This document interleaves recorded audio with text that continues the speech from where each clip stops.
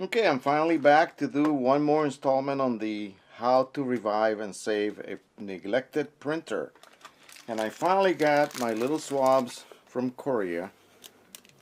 I should have ordered them from a United States source, but as I was searching through eBay, I found these and they look good, so I ordered them not realizing they came from the Orient.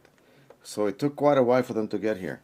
Now this is what we're going to use to clean that little encoder strip that I mentioned before. That is the strip that tells the printhead exactly where it is in relationship to this axis, and it's accurate within microns. So what we're gonna do in order to clean it is to just use alcohol. Alright, I shifted the camera location a little bit, so I'm gonna go ahead and dip.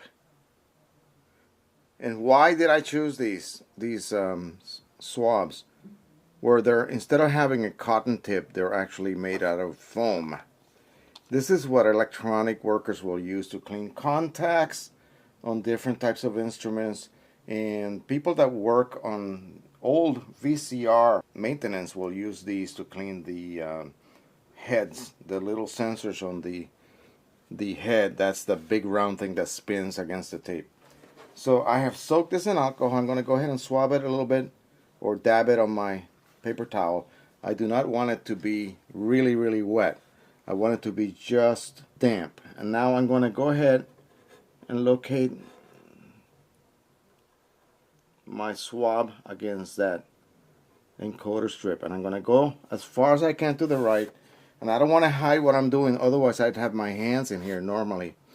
But basically this is what I'm doing. I'm cleaning the surface and I'm looking at it and I see nothing. So my encoder strip is actually quite clean, apparently. And I really wanted you all to see what I'm doing as close as possible. This is the encoder strip. It's a flexible mylar ribbon. And I'm just wiping it gently. And then I'm going to go behind it and wipe the rear of it, the rear surface of it gently. Now this strip is actually held by two hooks at the far end of the printer as well as this end. It's very difficult to see because it's really as far to the left as you could possibly go. And that allows the head, as it senses its location, from extreme right to extreme left, it allows it to locate exactly where it is. And this is very important in order to get those images and text and whatever printed correctly.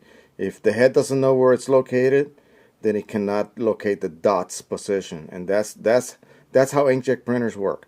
Okay, so now what I would do is turn on the power. After I have thoroughly cleaned all of those areas, I would make sure that I cleaned everything as far as I can go to the left and as far as I can go toward the right. Now I'm going to turn on the printer.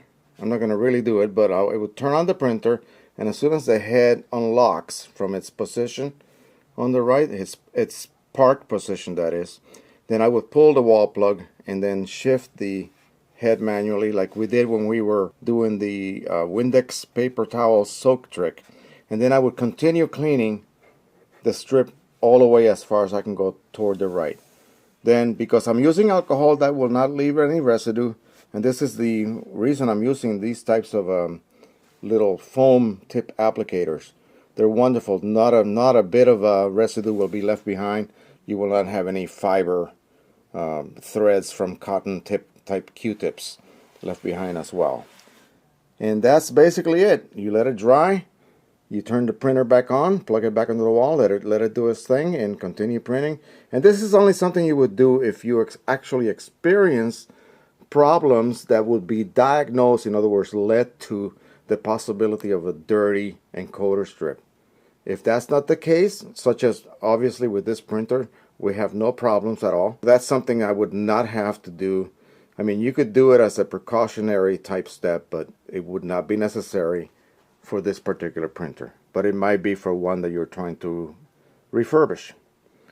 Now, if that strip needs to be replaced, It's not an easy job, because you literally have to detach the carriage, because that strip has to pass through that sensor, and that sensor is located directly in the back of the carriage, and there's no way you can do it by eye. I mean, you can, but it's a very difficult process, one that's left really for a service technician.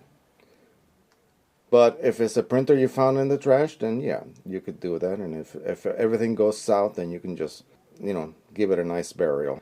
But hopefully not. At any rate, we're lucky that this printer does not need any replacement of this particular component. As you saw, it printed beautiful pictures. Alright, the next video, we're going to go ahead and tackle that external ink bag that is horrible. We're going to go ahead and get rid of that thing and put a proper bottle. So until the next time, if you like this video, please like it. If you want to continue seeing and be notified that there are new videos on my channel, please subscribe.